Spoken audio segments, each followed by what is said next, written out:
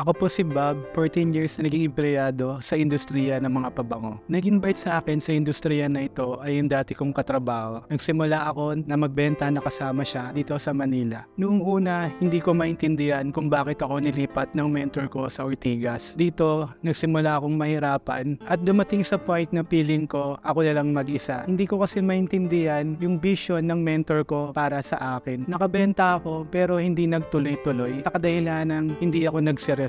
Dumating sa point na gusto ko nang huminto dahil ang akala ko madali lang tong industriya na pinasok ko gaya ng ginagawa ko sa pagbebenta ng mga pabango. Na-overcome ko tong industriya na ito dahil natuto akong makinig at sumunod at doon nadagdagan yung mga benta ko dahil sinamahan ko ng consistency at puso sa ginagawa ko. Ang turning point ko sa buhay, yung kinausap ko yung mentor ko na kung itutuloy ko pa ba tong industriya na to dahil sobrang hirap talaga. Pero dahil may mentor ako, pinaintindi sa akin na magiging maganda yung resulta ko nilaban at hindi ko sinuko ang pangarap ko. In just 1 year, nakapaglabas ako ng sasakyan, Toyota Vios, top of the line at higit sa lahat, nag-i-income na po tayo ng 6 digit at patuloy na gumaganda ang buhay dahil naniwala at nagtiwala ako sa industriya na ito. Ang nililook forward ko this coming 2024 ay magkaroon ng malaking grupo at malaking resulta para sa grupo ko. Para sa grupo ko naman sa Team Bob Believer, hindi ako titigil at hihinto at tuparin din yung mga pangarap nyo. Basta maniwala at magtiwala lang din kayo sa akin. Gusto kong pasalamatan unang-una si God. Siya yung nagbigay at nagpakilala sa akin din sa industriya na to. Kung wala siya, hindi ko rin siguro ito makikilala. Salamat po Lord dahil sa hirap at ginhawa. Pangalawa, sa asawa ko, kahit na may times na late na akong umuwi at wala na akong oras para sa inyo. Salamat sa pag-iintindi para naman sa lahat itong ginagawa ko. At syempre, kay Ma'am Julie